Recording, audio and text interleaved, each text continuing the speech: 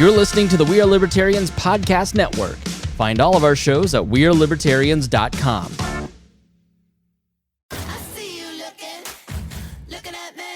Can I have your attention, please? Yes, hi, Wanda Sykes here. You ever think about all the nicknames we have for breasts? Boobs, tatas, the girls, chesticles, bubbies. Heck, you might even have your own nickname for them. And yet, even though they get so much attention, they're still so ignored when it matters most. What's up with that? Well, on February 9th, tune in to see why I'm talking so much about breasts and visit yourattentionplease.com to learn more.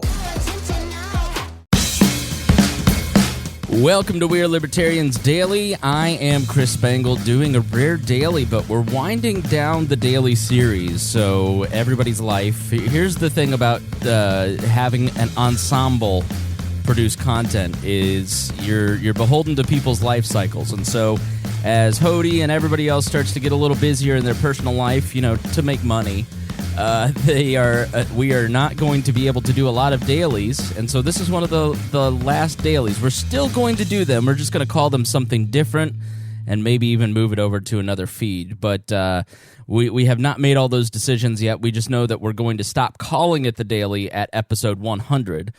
And so I am fortunate I think this is episode 90, it'll be 99 or 100, maybe 98, to have Remso Martinez, who is one of my favorite libertarian podcasters and one of the few libertarians that I still get along with. So, Remso, it's great to have you. Chris, it's always a pleasure.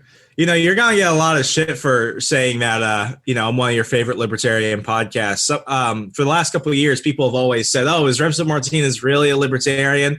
And I guess recently that whole Twitter poll, like little tournament deathmatch thing, I wasn't included on there, which I'm fine with because I don't typically really call myself a libertarian show anymore. But when that happened, I got a couple of DMs like, man, they're doing this to slight you, or yeah, motherfucker, you're not on there. So I was like, c'est la vie. I consider Mark Claire to be one of my best friends.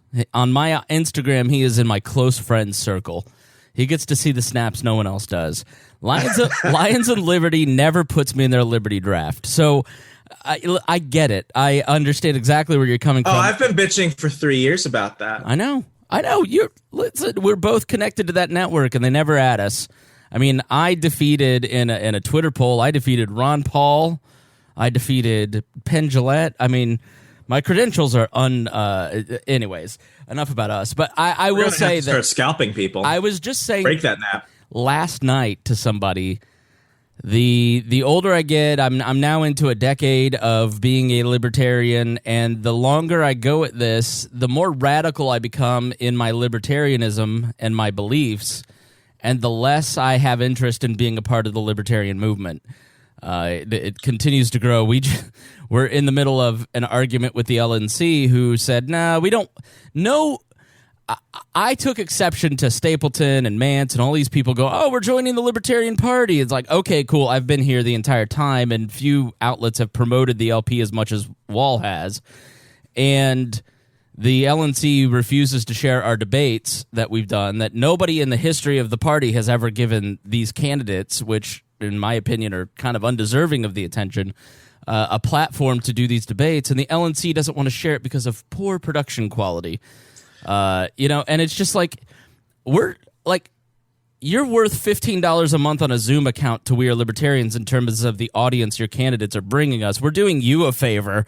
Like, don't pretend that you're doing us a favor by sharing this content. I think they just don't want to actually show off the candidates. But it's just little stuff like that where you just go, why am I even helping any of these people? Like, the libertarian movement is just a lot of grief for little payoff. It's so strange that you bring this up, because I was having a very similar conversation with somebody about that last night, because very early on in my political career, I was explicitly a big L libertarian.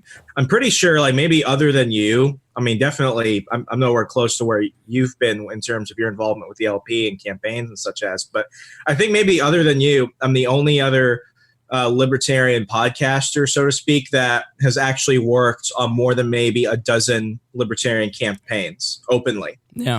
And, my involvement with them stopped around late 2015, early 2016. And since then, I've drifted more from, having like an explicit libertarian opinion to things and just trying to really figure out like, what do I personally believe? And, it's one of those things where whenever you say something publicly that somebody doesn't like, they always try and say, oh, you're a neocon, you're a communist, you're not a libertarian. But, it's been less of a, oh, what am I doing to become more libertarian? It's what am I doing to express more truth in my own life? Mm. And, I got some grief recently. I was doing a debate with a friend of mine, Andrew Meyer, the Don't Tase Me Bro guy.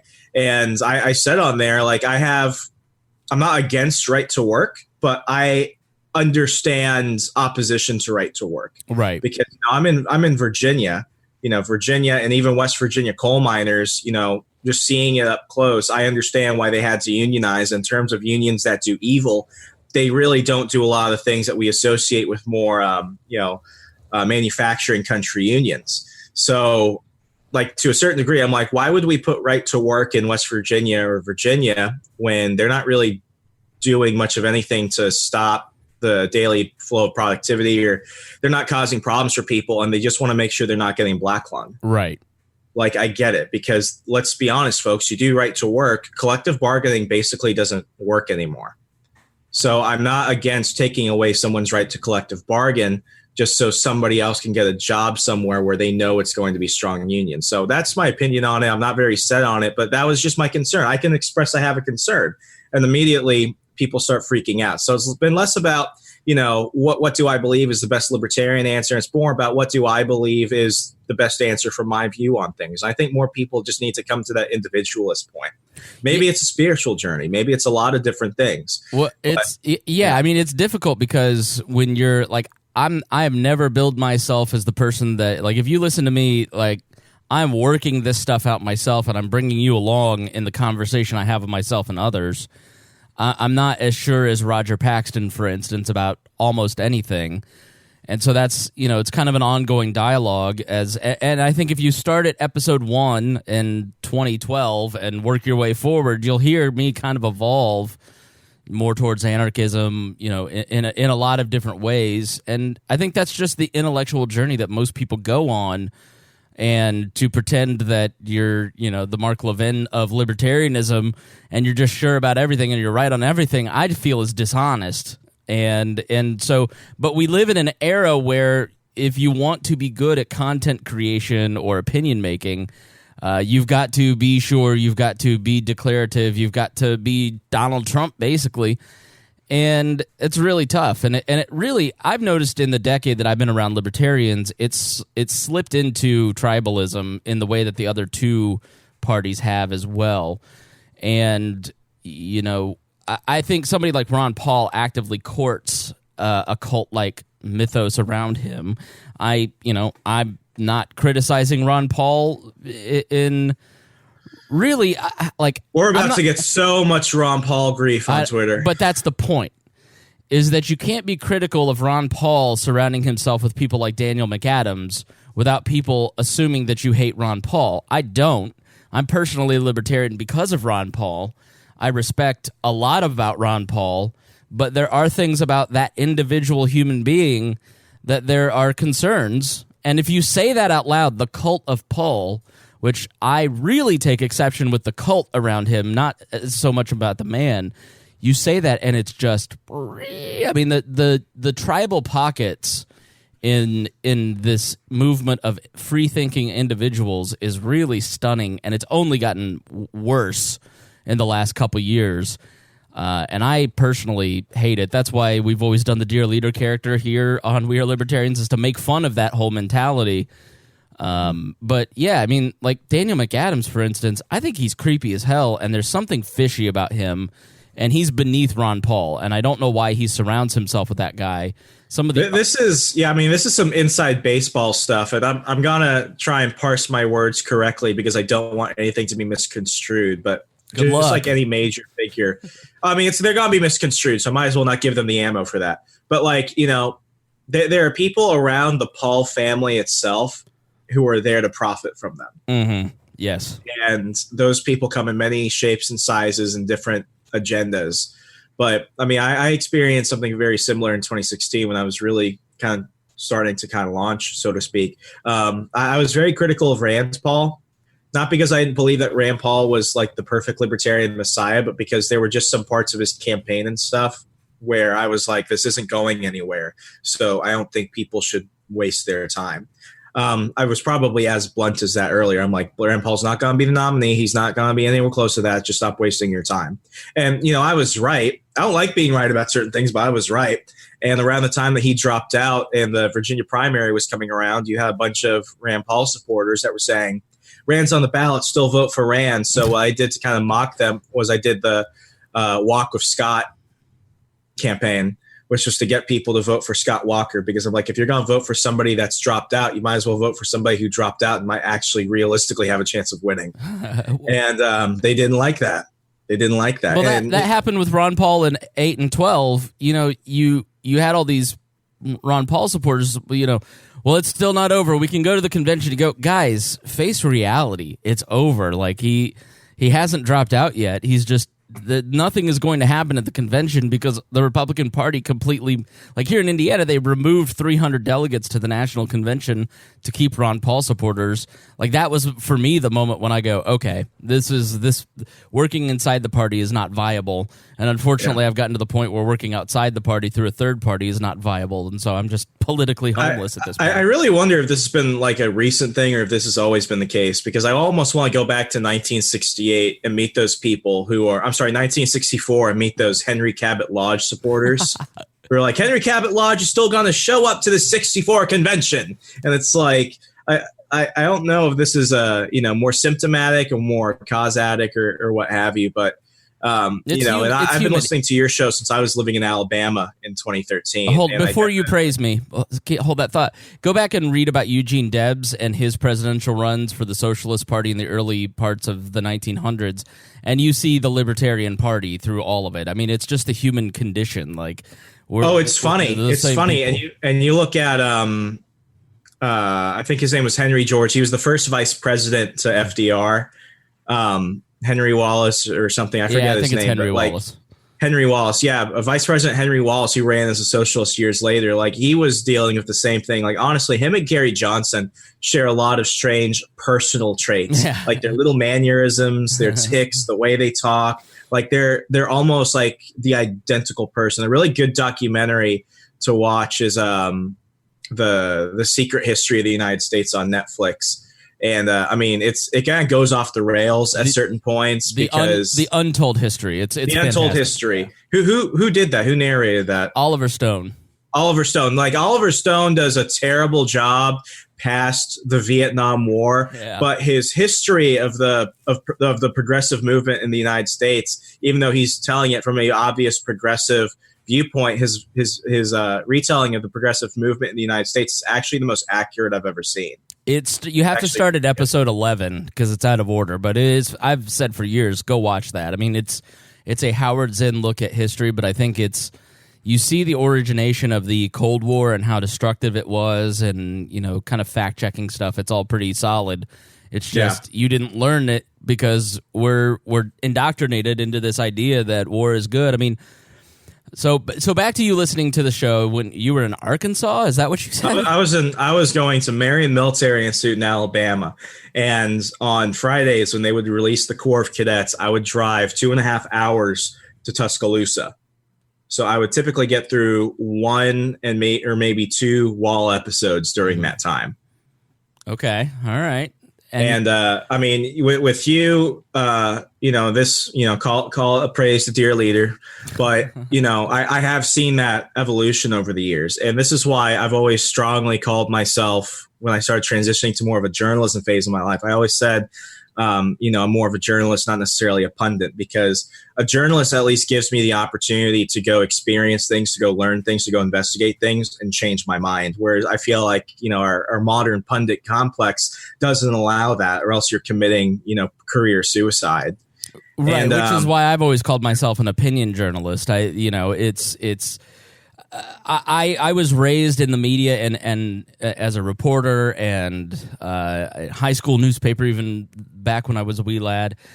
And so while I worked for the Libertarian Party, it utilitarian. It was to give me a set of experiences that I could inform my opinion making, because this has always been my destination, is to understand, like try to understand everything and wrestle through things and have an open mind to things and understand that the world is flexible. And I agree. I think I've always said that if I were the libertarian Tommy Lauren, or if you look at like Eric July's rise, for instance, or not to criticize these two people, but Mance Rayder and Eric July have had very successful rises because they cater to an ideology, and it tickles the ears of the people that follow that ideology. I mean, it's not a criticism. It's how they choose to do their show. It's not good or bad. It just is what it is. And I've always said that if I did that I'd probably be a lot more popular than I am.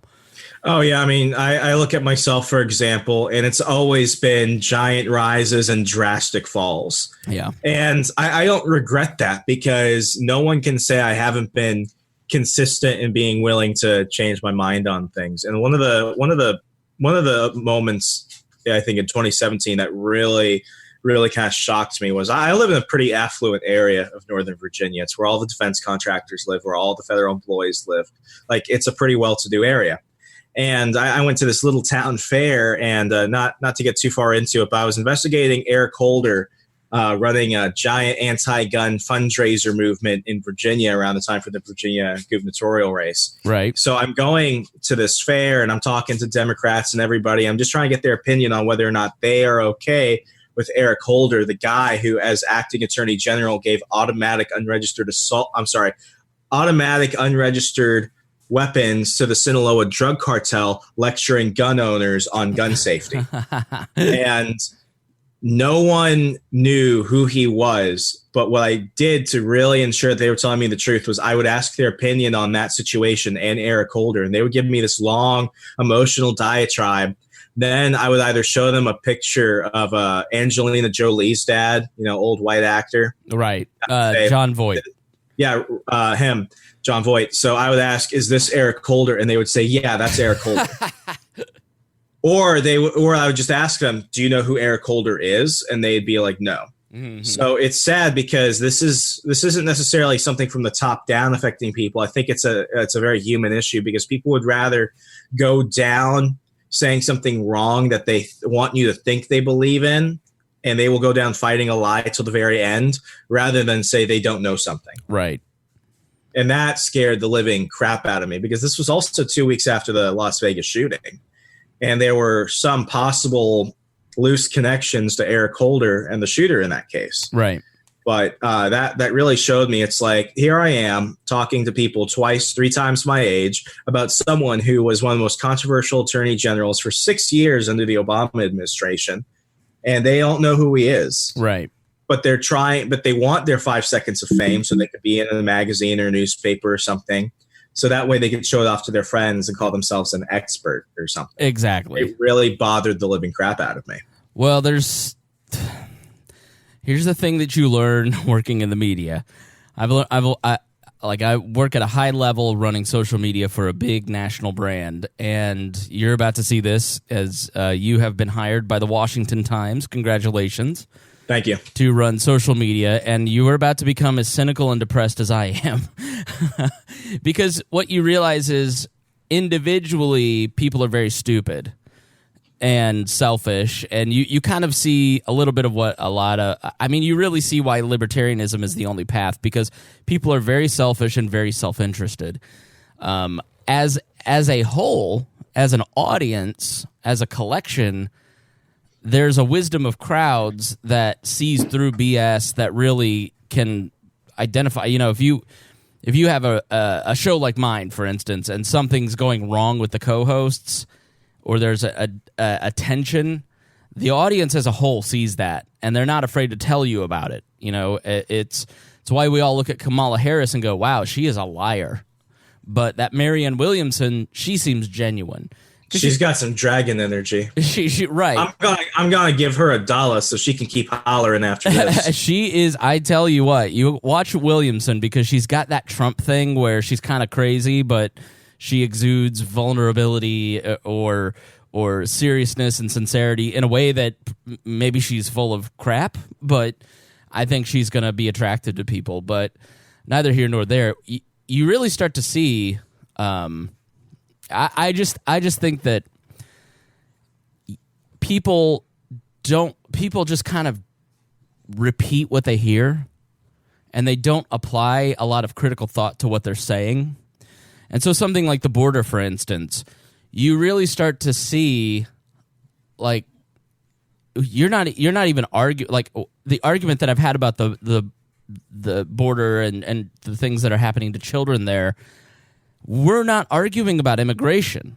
We're arguing about whether or not you think a child deserves to go to the bathroom in a clean toilet, a blanket, a bed that isn't flea-ridden, that's carrying typhus.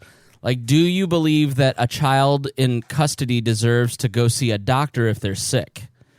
Well, they shouldn't have come here. Well, that's neither here nor there. They're going to come here. Like, it's the free flow of labor, just as you can't stop the free flow of capital with taxation or tariffs, you can't stop the free flow of labor.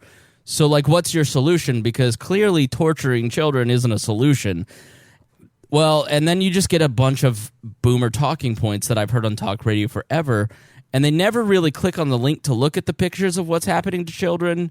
They never really care because it's like they just settle back into their talking points. I mean, I find it personally disheartening to see people arguing about the wrong things when really it's about prisoner rights and not about immigration. I find this whole border thing to just be very distressing and hard to talk about, frankly, Remso. I mean, when it comes to topics like this, it's never about the humanity. It's always about the winning side. This past year at the Advocates for Self-Government, I've written quite often about the Japanese internment camps during World War II, which was, something that we almost never talk about in our history classes in neither K through 12 education or even American universities. And often I'm seeing like the worst of humanity come out in the comments section when it comes to those pieces, because you see so much racial animosity, so much, boomer nationalism kind of pop out. It becomes disgusting. But, when it comes to the border issue, I think this is why I have never really largely been accepted by more Republican circles, because I don't really stick with them. Like here's a little inside baseball, folks. If you want to be a very influential young Republican, be a Latino, because all you have to do is show up to places, smile, and be seen in pictures with white candidates, and you'll be a celebrity overnight. You don't have to do crap. There's a guy here that I'm thinking of that eventually ran for Congress, who his name's Diego, and he, man, if you are a black Republican, especially one that wears a cowboy hat. If you're black and Republican, like I have black Republicans that tell me this, they hate the tokenization of minorities in the Republican Party. It's like, honestly, I want to say it's almost more offensive than if you were to try and be a black Democrat, because it's almost expected. Right. But when you go be a Republican, if you're a minority and you're a Republican and you're trying to get really into Republican politics, they will force feed you crap. And you are not allowed to be an individual in that sense. And the moment you step out and say anything that sounds like an authentic idea, they will smash you down. But, I came from a border town in Arizona called Sierra Vista. Growing up, it was around 2,500 people, at the most 3,000 since, the housing boom before the crash in 2008 and onward. Now it's almost about 500,000 people to a certain point. So I've seen that escalate. And growing up, this was the beginning of a lot of border issues, but it never had anything to do with economic migrants or people just coming over just to work. It was the rise of really the cartel nation. And America's very uncomfortable talking about the cartels in any serious way, because the truth is that America has created the cartels. Right. And, my mother has grown up in Sierra Vista since the 70s. She was born and raised in Korea until she was 12, and then she came to Sierra Vista. My grandfather was Army Finance Corps. He retired there, and then he worked as a DoD civilian for Fort Huachuca outside of Sierra Vista.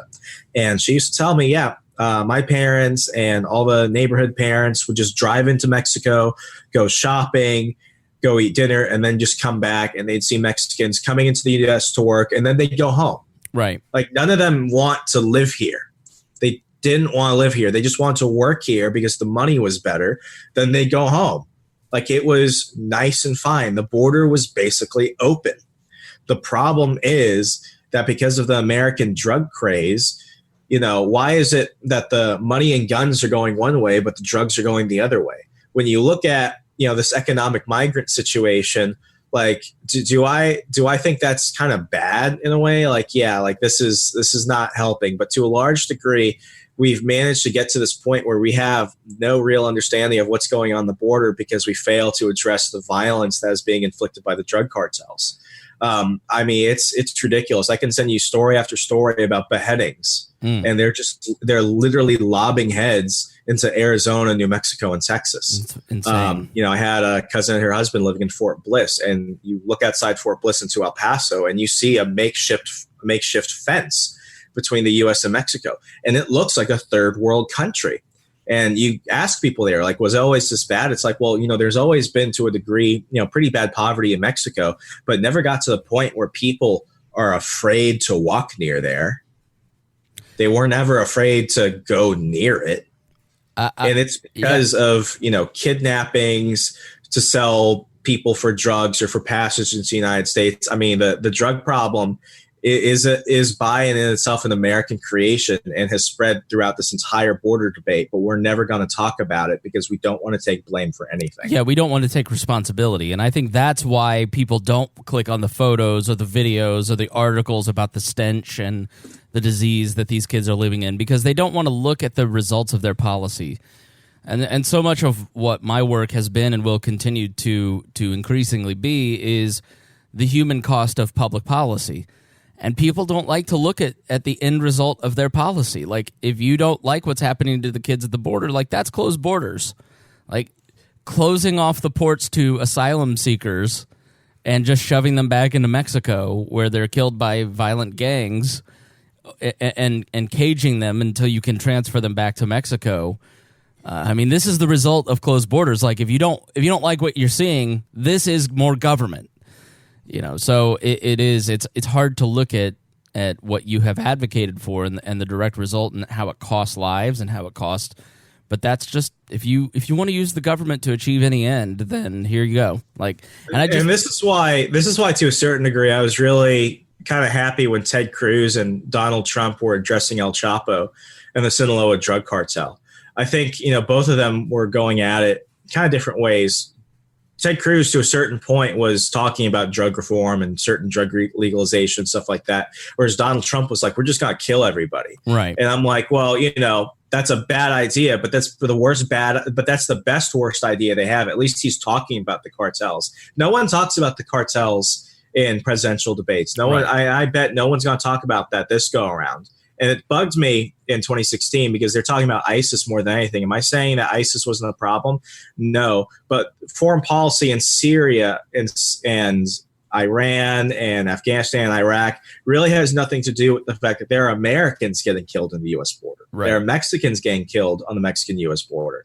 These cartels are literally in our backyard, but we don't want to say anything about them because then we're going to have to do a lot of introspective searching and realize, oh crap, we might have something to do with this. All right, so we're almost out of time, but are you still raising money for your next book? I am. So what I'm doing right now is I'm doing an Indiegogo campaign for my next book, How to Succeed in Politics and Other Forms of Devil Worship. Great. I mean, the great thing about it is we already met our Indiegogo goal, but the campaign is up for another 40 days. So at this point, we've met the goal. So a lot of people are just opting in for the discounts. You're saving up between 25, 45, and 50% on most of the perks. That includes signed copies of my first book, signed copies of the next book, signed limited edition posters, and even a credit in the acknowledgments of the book. So now it's just a great time for people to lock in, kind of like a pre-order situation before the book is actually available on August 30th. Mm-hmm. Great. All right. Well, so is there a link? How do we get to it? Send it to me. I'll put it in the show notes, but tell people where they can follow you online. Yeah, just go ahead and check out everything at rwmartinez.com. Everything is there. Find me on Facebook at Remso W. Martinez and on Twitter at Remso4, F-O-R-V-A, Remso4VA. All right, everybody. Thank you, Remso, for joining us, and thank you to our audience for listening. And any final thoughts, Remso? Check out the book, folks. If you're afraid of what's going on with the government, you want to learn about this political consultant class, which I believe has made everything so much worse. You're going to love my book coming out on August 30th, How to Succeed in Politics and Other Forms of Devil Worship. All right, Remso, thanks, and we will see everybody tomorrow.